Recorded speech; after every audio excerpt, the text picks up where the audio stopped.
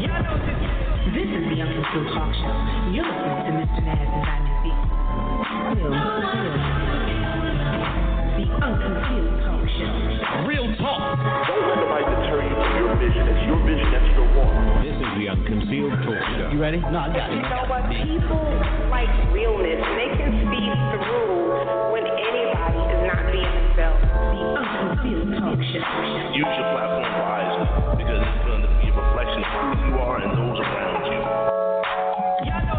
It's unapologetic. I can only speak from my own experience. I can't speak from anybody else's. This is the Unconcealed Talk Show. They're going to remember how you came in and how you left. A lot of times that applies to regular life and business. The Unconcealed Talk Show. From a real life perspective. And don't just be you. And either people won't like it or they won't. And even the people that don't like it are still going to check it out. Because I'm telling you, after people that follow me, they don't like my ass. But that's okay. Keep fucking with me. You know? I'm right here. You're listening to one of New York's top syndicated shows, The Unconcealed Talk Show, featuring Mr. Naz and Diamond Dee.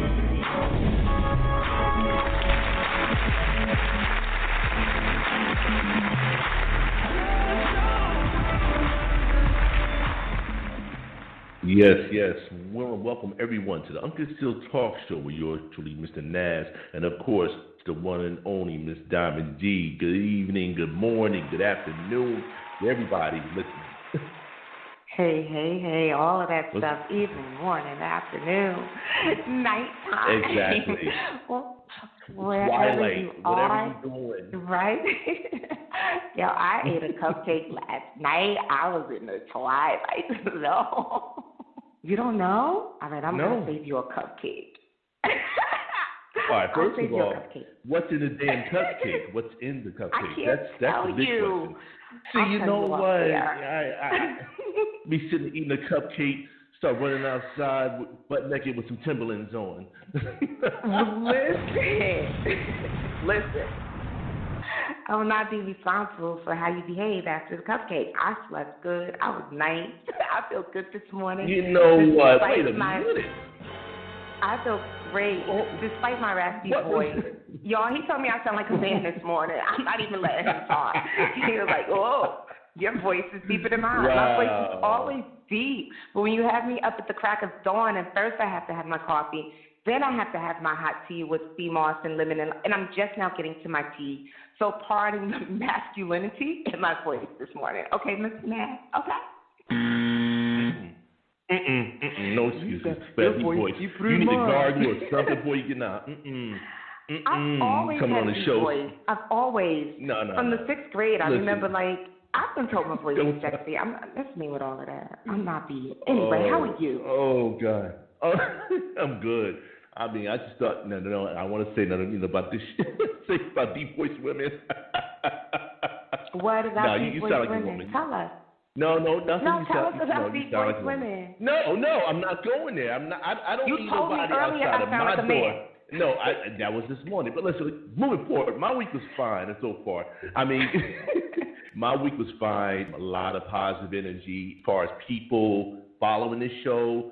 We're a solid month back in this game. The momentum's picking up again, I'm happy to know people's reconnected with us. Just to know that we are not only going to bring the audio version of the podcast, which of course reaches a lot of people throughout the United States and abroad. Just to know that we're going to be soon bringing you guys the video with it as well. So we're going to cover both aspects of it. But with business, you want to show a level of consistency. You want to show that you're on top of the game. So not only the audio, we're going to be bringing the visual to you soon. That's our goal for next month. So that's what we're moving to at this point. We'll bring Unconcealed. Awesome. I'm excited. Video and audio. I got to put on makeup and stuff. All right, I'm with it. I love to see. I love visuals. I'm attention deficit. I suffer from it, and that's not to take it lightly. I just realized that I have a very short attention span in video. I love video. I love to see people, and I think people would love to see us. I miss the days when we used to, and maybe one day we'll do, I'm just throwing this out there for you, Mr. Naz, so maybe one day we can do a special show where we invite people in and do it virtually on a platform where, people could we can see the audience and they can see us. We'll talk about it offline. No. I think it's a phenomenal idea. No, I think it's a phenomenal idea. I think it would be fun. I think it's phenomenal. Have it interactive, whereas they can chime in with us, we chime in with you. We could definitely move that way. I like it. Yeah, I like it. I think it's an awesome idea. It doesn't have to be all the time, and y'all, we are so unplugged and unrehearsed. So a lot of times we do have these conversations on air, like, so let's do this next time. But we're family. We're all family here. You're our family, so we appreciate you riding with us. I want to start the show, Mr. Naz, if I may, by paying respect to Mrs. Tyson. By all means, thank you. We have to. Definitely want to pay respect to Mrs. Tyson. She passed away this past Thursday at the age of 96, and she lived a wonderfully blessed life. So I say we want to celebrate her, and those closest to her will mourn the loss of her, right? They're going to miss her in the physical presence. But I'm just grateful for what she's done over the years. And I remember my first memory of Cicely Tyson was Miss Jane Pittman, and that was the autobiography of a slave, right? So y'all remember that. I'm dating myself, but that goes back to the 70s. And I used to love to watch the autobiography of Miss Jane Pittman, and I never realized until I was older, an older child, that, Cicely Tyson is not really Miss Jane Pittman. I didn't know. I just thought, I was smart but dumb. But I love that movie. As I think back, I'm like, wow, I've always been interested in history and the struggles of our people. And Miss Jane Pittman was the story of the struggle seen through a woman. I think she was 110 years old, and Cicely Tyson won 2 Emmys for that. But more importantly than my memory, what she stood for.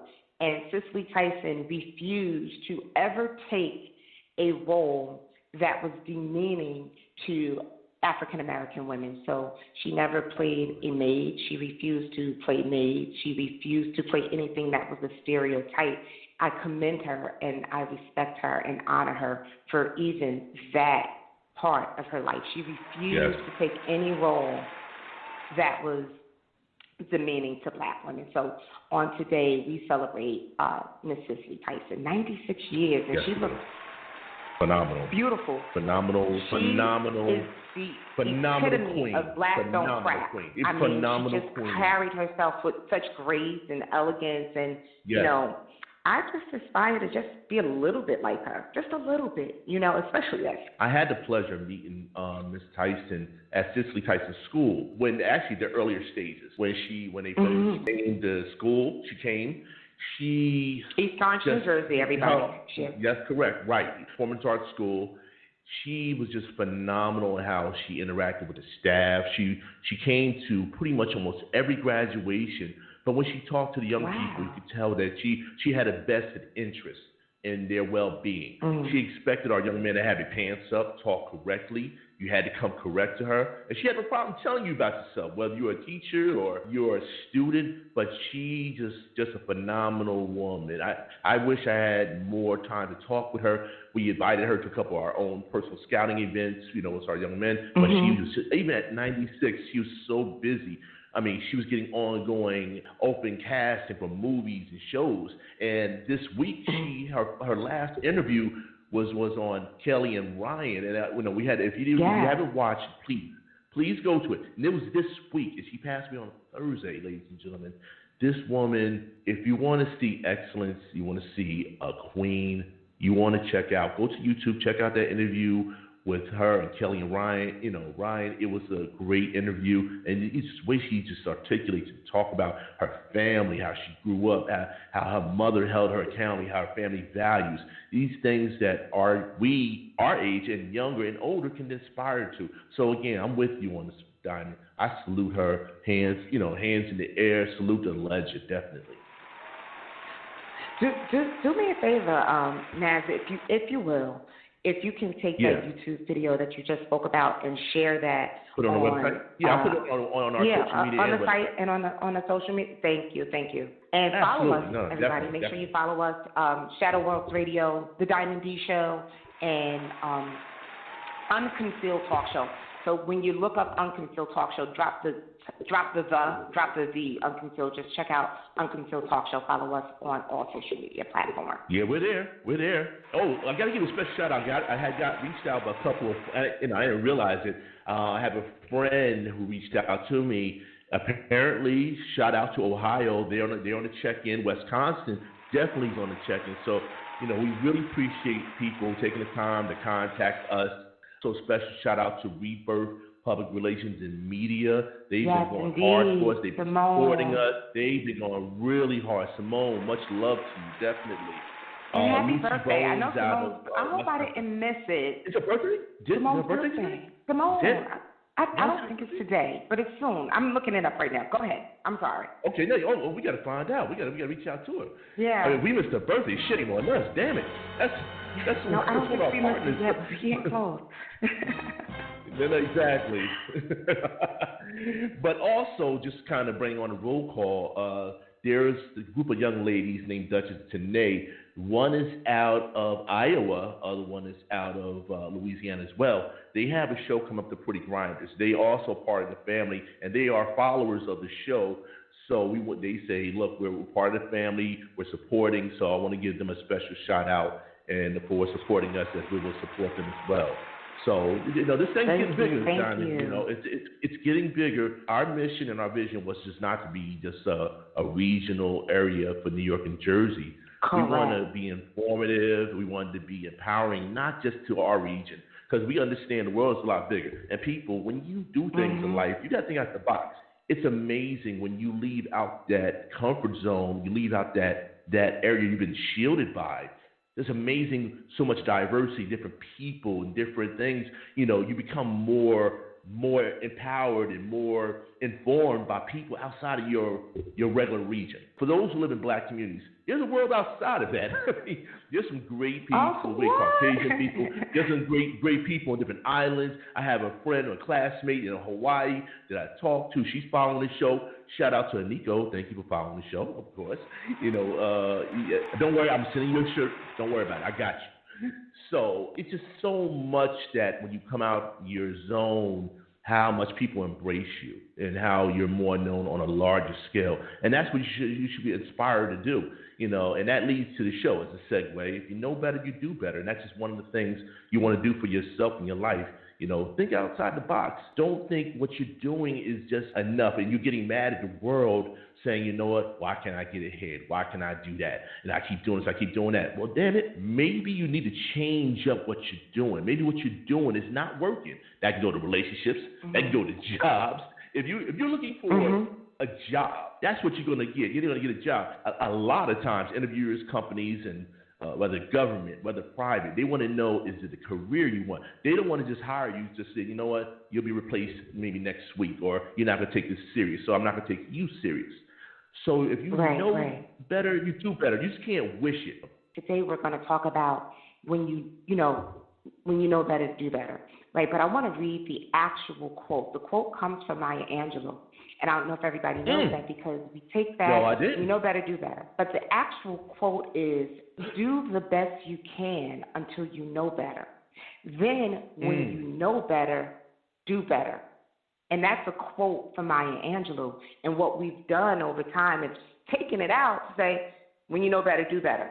But do the best you can until you know better. Then when you know better, do better. So I'm stuck at the in-between. How do I learn? Where do I learn? How do I know better if I don't have any examples around me, right? So that's where Naz is like, oh, here she go again, because I got time now, right? I got time, so I'm into this. And I'm into this. And y'all know how I am. I don't like to come into it just empty-headed. When I come into something unprepared, I'm going to tell y'all a little bit about Diamond. When I come to something unprepared, I do a lot of and I don't like doing So I have to better prepare. And when we talked about this, there's so many ways, there's so many angles and approaches how we can apply this to life. But I needed to know, what is that quote? Where did it come from? And I'm going to tell y'all again, do the best you can until you know better. Then, when you know better, do better. Maya Angelou. Yes. Now, Diamond is stuck in the middle. What happens to, how do I learn? How do I get to know better? How do I get there? So, Naz, you speak of a job, and we talk about careers a lot on the show. But yes, we do. If I come from a family of people who have just had jobs, that's all I know. My mom changed jobs, my dad changed jobs, my family, we just had jobs, right? We may have worked at this retail store. We may have then gone over here and done a customer service call center gig and then gone over here. And there's no consistency. I don't have that example in my household to learn better. How do I do that? Well, I have an answer for that. I do. I mean, I'm sorry, go ahead. I definitely I'm glad, because this is a serious question. Yeah. No, absolutely. When I talk to a lot of these young people and I hear their input back, a lot of times I tell them, do you feel comfortable with just having a job? They look at me.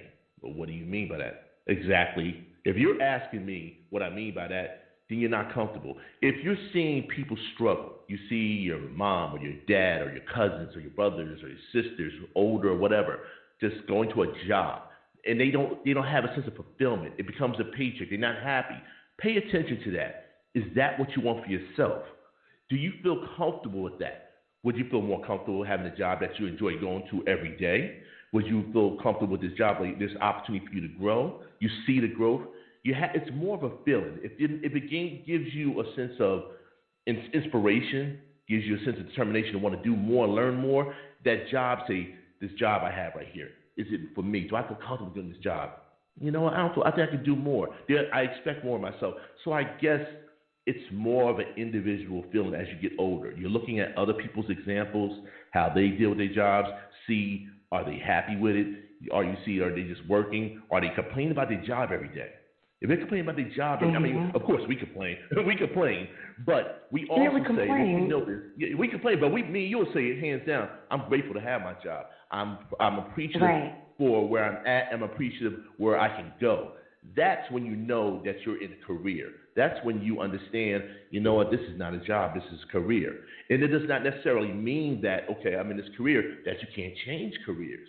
I've seen people go to school and major for accounting and do something else. And they found, you know what, I'm better at this other career, but that accounting skills I got, I can still apply that. But then in that career, they may get offered another position in accounting. So now they went, say, into an operational field outside of accounting. But then they went back to accounting, which they originally loved, but now they combine that skill. So basically, you're taking two careers and you're adding to one, and that's what employers look for. They look at multi-diverse employees. They look for that, and that goes far. So it's more about how you feel. It's more about, are you comfortable? What inspires you? If a job inspires you to want to do more, then that's what you need to go for. If you feel that you can do more, that's when you start to do better. And like Maya Angelou said, you continue to do the best that you can until you can do better. Now, you're gonna make mistakes. You're going to fall down. You're not going to know it unless you go through those emotions. And when you fail or say this job's not for you, okay, this is not what I accept for myself. I don't feel comfortable here. I don't like this job. You know that. So now you can mark that off. Okay, that's not something I want to do.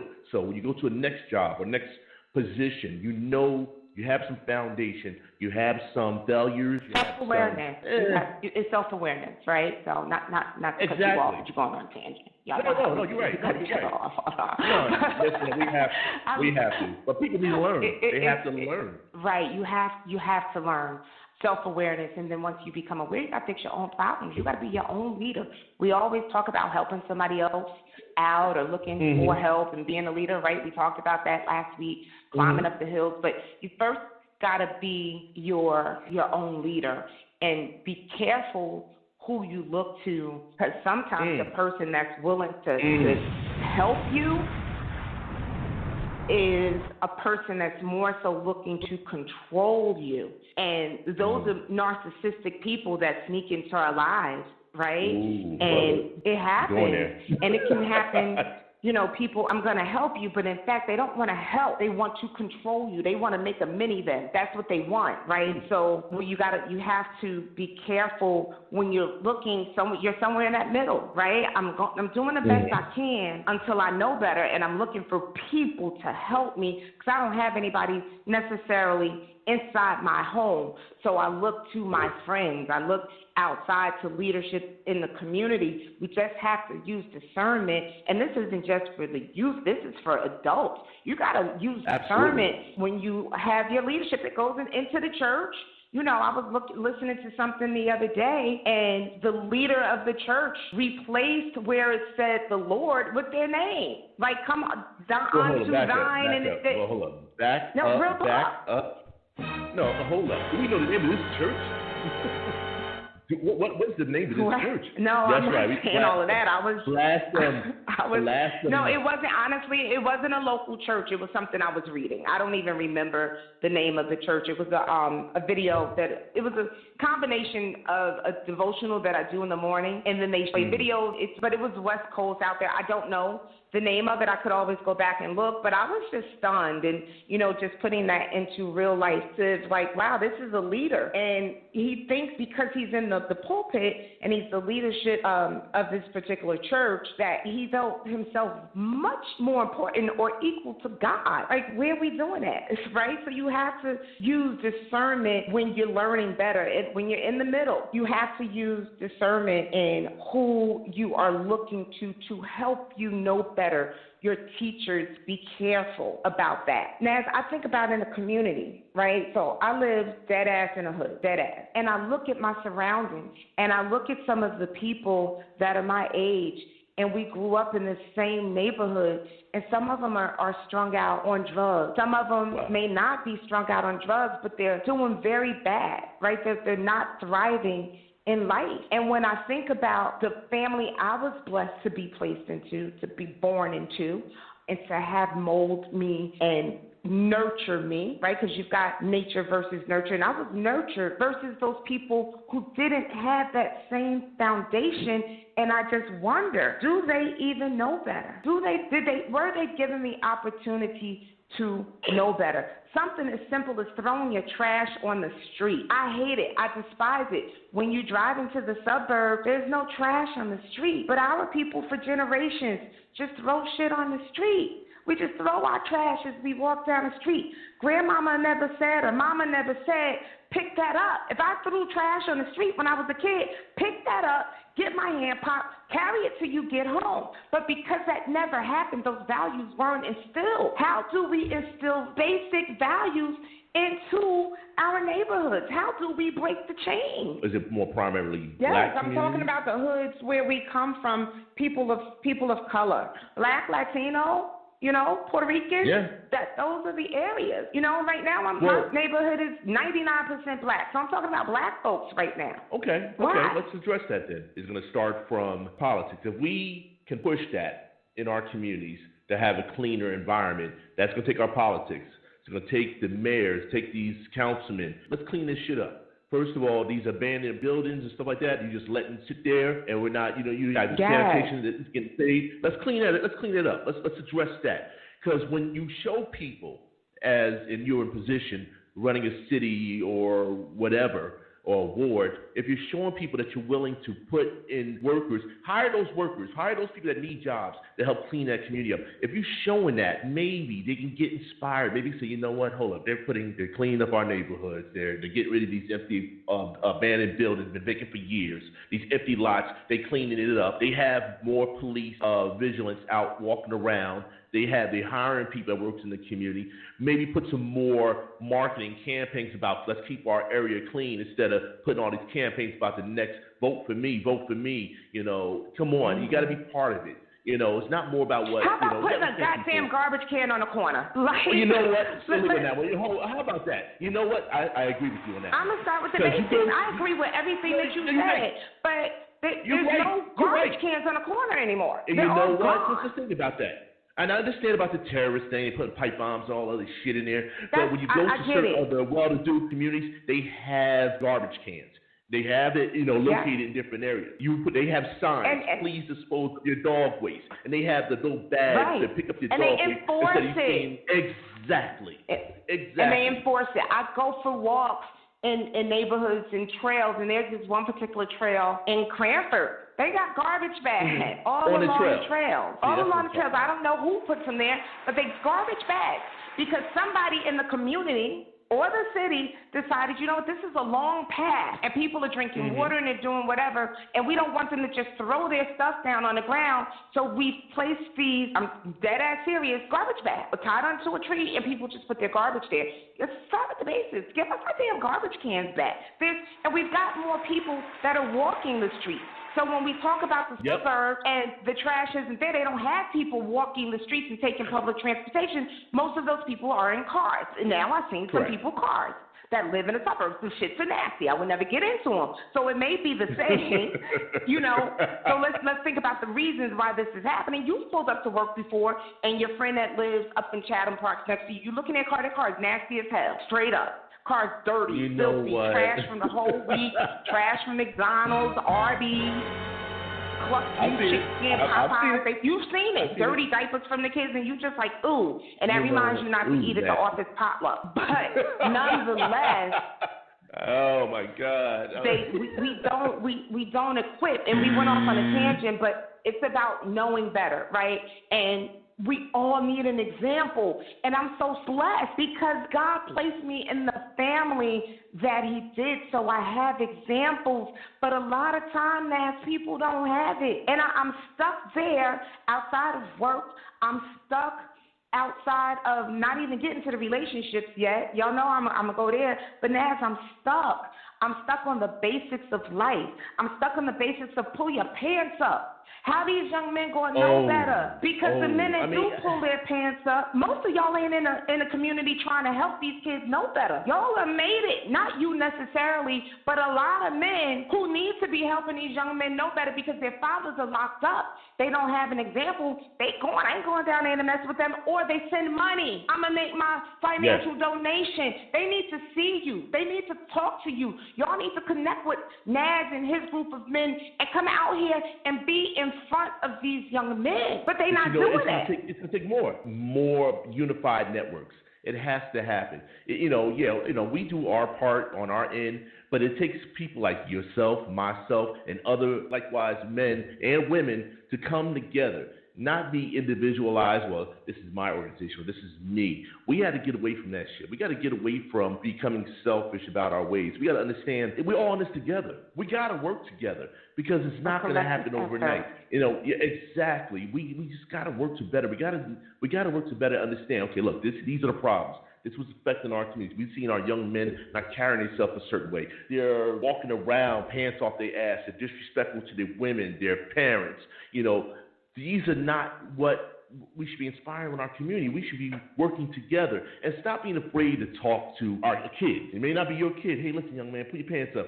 Oh, you can't talk to my kid like that. We got to get away from that shit. We got to get to a point that you took the words out of my mouth. People, and that's the other thing. It starts again back at home. And so we talk about the kids. We need to reach some of these young parents, right? Because you're not a child no more. You're a parent now. And maybe you didn't know better, but we going to help you. So we can't just skip over the parents to the kids because we on the outside can talk to the kids so we blue in the face. And the kids can be motivated. But when they get back home and mom and dad don't want to hear it, grandma tired, she don't want to hear it. She shouldn't be raising you no way in her mind, but your mama out there doing whatever, they tired. And then that child is defeated. So we although the youth need us, we got to back up and talk to some of these parents somehow. I just don't, and I'm being real, I don't know how. How do we reach the young parents? Because it's sometimes you see, like, the fruit don't fall far from the tree. Like, for example, I've seen so many of our, and no disrespect, even with some of our older adults, with the parents, you're trying to talk to them about their kid, not my kid, and you watch it and you say, you know what, I see where they get it from. The mother's disrespectful. We need some of the teachers on to talk to us about not my kid. Write that down. Naz, write that down because I am with Not you. my kid. That is the topic of the show. But and that's here it is. You know your kid is bad as hell. But I'll take it a step further. Throughout the United States, almost every state, I see they put social workers in position who's just as bad. Just as bad. Yeah, They carry themselves successful.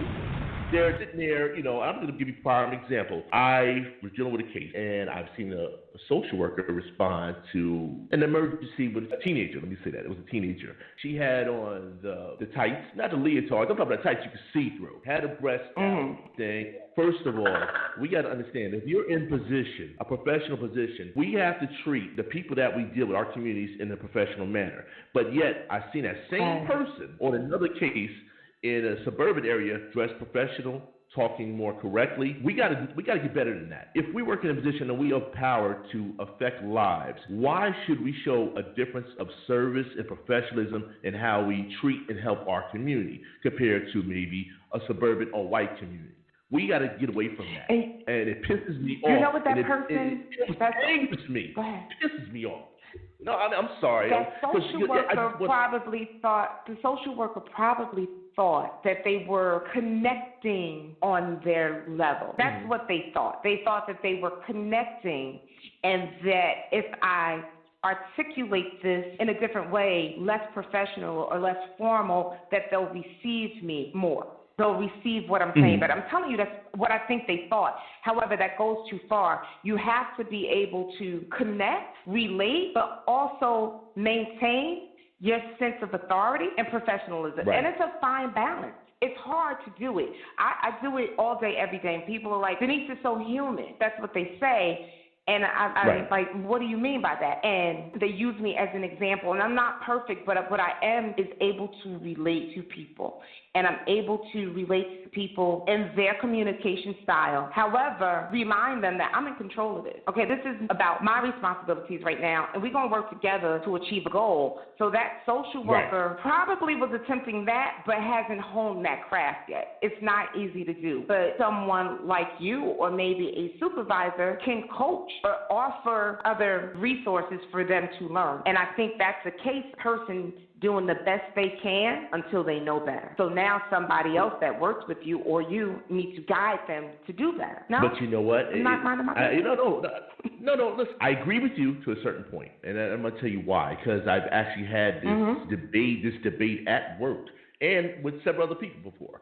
Whereas, why you have to dress like that when you go out in the field? You're making us look bad. Now, mind you, this is coming from my Caucasian co-workers and even some other fellow African-American workers. Why would we sit there? We're expected to dress appropriately. I'm not saying you have to wear a tie all the time or you have to wear some long dress, but dress professional manner. Why should we show a different level of respect and integrity to people that live in the hood? Okay, you can still relate to them. Close them out. So when you open your mouth when you're talking to them, they're going to pick up on it. If they're from the hood, they deal with BS and drama every day. Trust me, those who've grown up or live in urban areas, they deal with so many challenges. So they can pick up on BS real fast. So if you're talking, when I'm wearing a tie and I'm wearing a suit or a blazer or whatever I'm doing, when I start talking, they're like, oh, you're cool. You're cool. Right. And they're like, why are you wearing that? I said, well, you know what? Because I'm going to treat you the same way I'm going to treat the person, whether I'm going to a corporate building, whether I'm going to a suburban area. I'm going to show you that you can still be who you are, but still carry yourself with a level of dignity. Because let me tell you something. And that's when I talk to young people, it's about perception. I teach this, and if anybody's listening, to each his own. People, when they look at you, it's their first 2 minutes. They're gonna look you up and down. They're gonna look at you. They're gonna draw their own conclusion who you are. When you open your mouth, they're gonna say, "Okay, I see you. You open your mouth. I can relate to you." That first initial perception, they're gonna look at you. And then as you talk, they're gonna become comfortable. And how you leave, that's gonna be your lasting impression that you can leave upon it. So what I try to do, I try to leave the best impression when I come in through the door. They may say, "Oh, you're uppity," but it's not the case. But as I talk, they say, "You know what? He's relatable." And once I got them calm, they're understanding, then how I leave them, listen, it's good seeing you. I'm giving those young people something to look up to. I'm showing them that, look, you can be better. You don't have to walk around with your pants off your ass for me to relate to you. That's not that comes across as phony to some people in the hood. And women, you don't have to degrade yourself sitting there saying wearing certain clothes to try to get some attention. That's the balance that she needs to. Absolutely. No, but you know what? And this young lady has a master's degree in college. She has a master's degree because we talk about education, and she says, we never really went over that in school. I said, really? No, they don't. They don't go over that in school at all. And what I find in college. is, no, they don't. He's like in college. No, they don't.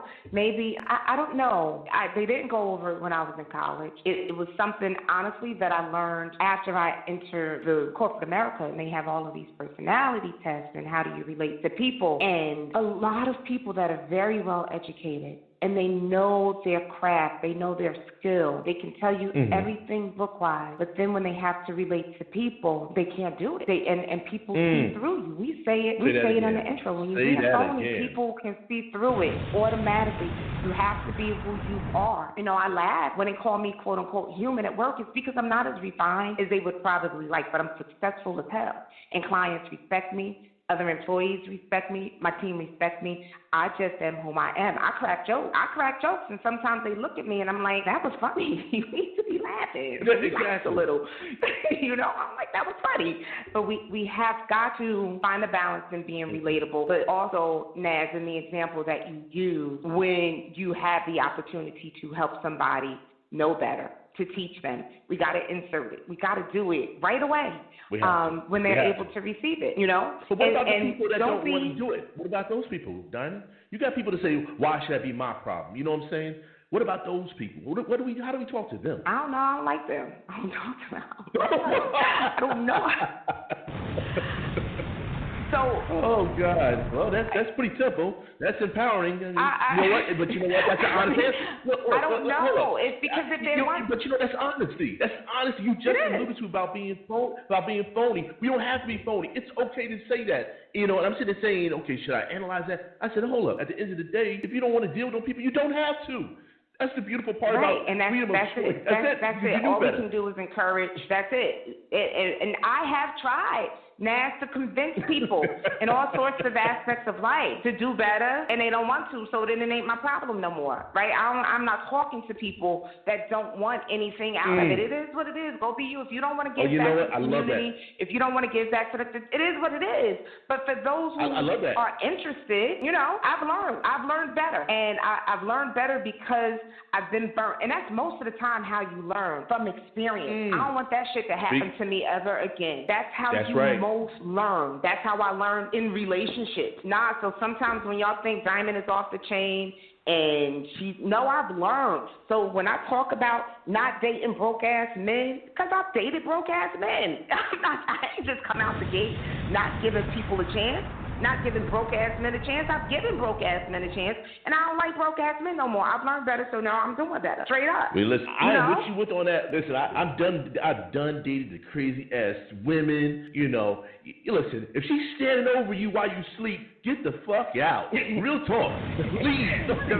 When you wake up and she's just standing there looking at you, get out. Yeah. Right? But a lot of men, I'm about to beat y'all up. You already know I am. But people don't learn. People don't learn from their experiences oftentimes because we like what we like, right? So women, I'm just going to speak for the women right now. We are oftentimes attracted to a particular type of man, no matter what that type may be, but you find yourself being hurt again and again and again because you like that guy that's super fine. He's fine, right? And you know that he's popular.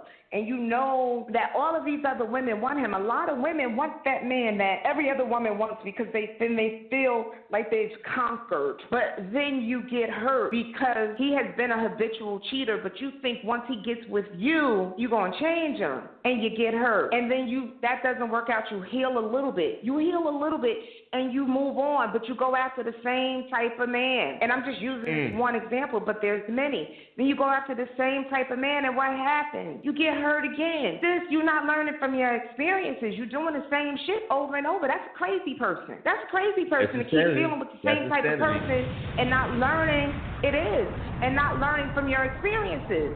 And then now you're mad at all men. It's not all men. It's the type of man that you're choosing. So when you learn from something, learn from that experience and do better. Maybe I want the average Joe Schmo over here now. I'm going to try these average dudes because these fine-ass dudes with all of these women after them ain't doing me a bit of good. You got to do better. That's right. The same thing goes for men. They quick to call a woman crazy, but y'all quick to go after the same type of woman. She got a badass body, but she spends all her time take it from experience. It's something called child support. That badass body. Don't touch that big gun and smile. Your ass go broke. Right, but for real, you're right. You go after the same type of women and then blame the women. It's not all women. You doing the same shit. You ain't learning from your mistakes. How about going to developing, knowing more about the person instead of just looking at them sexualized? Develop some type of relationship. But that's another topic that we can go into, relationships and courting, or however you want to call it. The young people, courting means dating or getting to know somebody. That's something we'll talk about later. They're like, courting? Wait a minute. Courting, hold up. All right, Poppy. He said courting. I ain't going to court. I ain't got no charges, bro. He said courting. It's like courting. My grandparents used to say courting. You courting that? Oh, shit. Yeah, because that's what courting means today. Oh, but you know what? It is. Once you date those women because of the way they look, and it doesn't work out time and time again, then you have to learn. Maybe I should learn to have more conversations. When you know better, you do better, but you learn from experience from people, It's so many areas you can learn from. It's mostly from experience. And in order to learn from your experience, you got to reflect on it, right? A lot of people just like to tuck the bad experiences away and pretend they didn't happen. They don't allow themselves time to heal from past mistakes. They don't even or stop to evaluate, why did that go wrong? When we're talking about work, or even with raising children, how can I didn't do a great job with my kids. Maybe I can help and do a better job with my grandchildren. Do people stop and reflect? If nobody is stopping and reflecting, there's absolutely no way you can learn, because you're just moving. You're doing the same thing over and over again. So you've got to stop and evaluate your experiences. That's the only way to learn. We can talk about other people teaching you, but I can talk to you. Naz can talk to you. Your mentors can talk to you. Your girlfriends, your homeboys can talk to you till you blue in the face. But until you're ready to step away and go to your quiet space and reflect on life, you're going to keep doing the same shit over and over. And that's for real. That's how I ended up in my situation. Sorry. I just encourage everybody just to know that you can't depend on everybody else. And that's how I started the show. Well, how do we teach them, right? Just to challenge our listeners, how do we help the youth? How do we insert ourselves in our communities to help those who may not have any leaders, who may not have that foundation at home? How do we help them do better? But then as adults, we can't really rely on others to help us do better. We have to reflect and take ownership and responsibility for the things that we go through, reflect on them, and learn from them. That's real life. I've done it. I'm not sitting here preaching to the choir. I've done it. If you watch the old Diamond Dee shows, I talked about more current events and love on a high level and what if and the top 10 things of that, because I wasn't opening and I wasn't being real, right? Although to a degree, I wasn't open. I wasn't being I was being real, but I wasn't being transparent. I was never transparent. You got this. You got foundation, Diamond. You did. Hold up. Yeah, I wasn't, because you told me you wasn't being transparent? No, I wasn't transparent because I didn't talk about myself. I've never heard you've ever said that ever on any platform, ever. But it's the truth. I came across as transparent, but if you go back to the old shows, I never talked about my personal experiences. Everything was based on things that I read. Things were based on, that was it, things that I researched. It was never, and I had an opinion based in reality, but I always would say my disclaimer, this may or may not be how I really feel. And that allowed me to sometimes put out perspectives that wasn't really what I felt. But that was that was me. That was where I was at that point in my life. But now I know better. Wow. And I know that I can't be as effective and as authentic if I'm not able to reflect on life and share my experiences. I don't want to just babble. I want to share it. Can't do that if I'm scripted. I can't do that if I'm saying, hey, here's a topic, and I've done all my research online, and I'm not giving you any of Diamond. I'm not helping anybody. Right. I may be entertaining, but I'm not helping anybody. And that's where I'm at now. First of all, I gotta applaud you right there. Let me tell y'all something. As long as I know Diamond, she's always been a professional.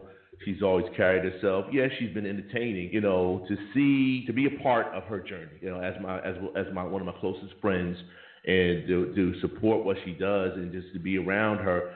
That's phenomenal when someone can tell you, be transparent about using their life experience to help empower other people, whether it's other women, other men, other relationship, and use this platform. That's powerful because when you sharing that transparency and experience, you're not only becoming just being, an entertainer on these talk shows, whatever, you're also empowering people. You're teaching something. You're helping people. And for her to do that, she's always done it. I know that. But for her to say that to the listeners, that's powerful. You guys don't understand that. When you talk to the other people, you're sharing your experiences, sometimes people listen. They may not all listen. You never know who's listening. When they hear your experiences, they may get something from it and say, you know what? Okay, I can relate to that. I understand that. She's coming from a place I've been there before. And I got to salute you for that because that's the route I've been going, and I'm just very proud of you said that out open because, Diamond, a lot of people need to hear that, especially our young black women or people, young women of color. They need to hear that right now. We don't have the luxury of being entitled. We don't have that luxury. Our women work so hard to take away the stereotypes. And when you have a woman who's using a platform responsibly, using her experiences to help you know better and do better, I applaud you. I mean, you applaud me a lot of times, things I do. But we got to recognize real. And people, y'all got to recognize real. If you have the opportunity to share your experiences with a young person, you may get a growth of people who say, I don't give a damn about that shit. But at the end of the day, if you can get something from it, and whether you're a younger person, older, or the same age level, peer, whatever the case, listen to sometimes. Listen to what people say. Because when people say something, it may not be your communication, the way how you communicate. You may not understand, but they're trying to tell you something. It will resonate in your head. If you ever hear sometimes your grandparents or older people start talking about their story, they're trying to teach you. It's not that they're rambling. They're trying to share an experience with you that you can get something from it. So that's why we have to listen to our older people. Listen to experience that he or she's lived long enough, and that goes back to the beautiful Miss Cicely Tyson. She shared her stories. She shared what she was willing to accept and not accept as far as roles to take in movies or shows. She shared the experience because she's trying to give you another story. Listen, you don't have to accept everything. Not all money's good money. For my people in the street, all money is not good all money. Money ain't good money. Trust me. That's the truth. So you got to learn from that. That's the truth. I've seen a lot of people that you're around. Yeah, I've seen a lot of downfall, because all money ain't good money. And even thinking back from entertainment, Chrisette Michelle, she was on the rise. And not to bring him up, we said we're not going to do a political show. Politics is part of life. She was on the rise. She sang for Trump, and she never made a comeback. She sang for his inauguration 4 years ago. And it was dead. I still listen to the music that she's made. She apologized. But what she learned from that experience is all money ain't good money. So now she knows better, and perhaps she's doing better. Right? It all comes full circle. For real. Yes, it does. Yes, it does. And I guess she learned better then. I'm sorry to say it. Yeah, she learned better, but sometimes it's too late. And that's what you don't want it to be. You don't want to take so much time. You don't want to waste so much time not learning. You've got to take accountability. You've got to take responsibility for yourself. I'm telling you, God straight kicks me. I don't want to say God kicks me down. He allowed me to be humbled in a way because I wasn't listening to him. And he was like, all right, you're not listening to me, so let me throw this mess up in the fall. You're not listening to me. You out here pretending to be somebody that you're not. You pretending to love somebody that you don't, all in the name of what? So let me give you a wake-up call so you can get it together, learn from it, and do better. And that's what happened to me. And here I am with Mr. Naz on the Unconcealed Talk Show. Unapologetically. I'm so proud of you. You gave me some therapy today. I'm so proud of you. Oh my God. Thank you. I'm so proud of you. I love our therapy sessions. Everybody, this is really a selfish therapy session that we just happened to record, and we're really grateful. It is. I ain't gonna lie to you. It's really a therapy session for me. It allows me to think about the things that I'm talking about and look at my life and how I can apply it to my life and what can I do better. So this is our therapy session, and we're at that time, the 2-minute marker. I don't know. We got about a good minute too. I'm going to be quick, though. I want to thank everybody, as always, for tuning in. I do want to ask that you just share if you enjoyed it. Hell, if you didn't enjoy it, just share it so that people know that we're out here, we're on the move. And then I also want to talk about the Black Lives Matter movement. I want to let you all know that the Black Lives Matter movement has been nominated for a Nobel Peace Prize for 2021. And the nomination papers, actually, the nominator is Norwegian, so the nomination came from outside of the U.S., but congrats to the originators of Black Lives Matter, and we hope that they receive the Nobel Peace Prize. And that is very, phenomenal. very important. That's phenomenal. Yes. Again, ladies and gentlemen, we love you. We appreciate it. Please share us. We will be coming to you with the video soon, so be on the lookout for that. Follow us on our social media networks, Instagram, Unconcealed Talk Show. You have the underscores between the words. Also, check us out on page. Again, we love everybody. Be unapologetically great in what you do whenever in life. We thank you. We love you. We'll see you guys next week. See y'all later. You're listening to one of New York's top syndicated shows, The Unconcealed Talk Show, featuring Mr. Naz Diamond Dee.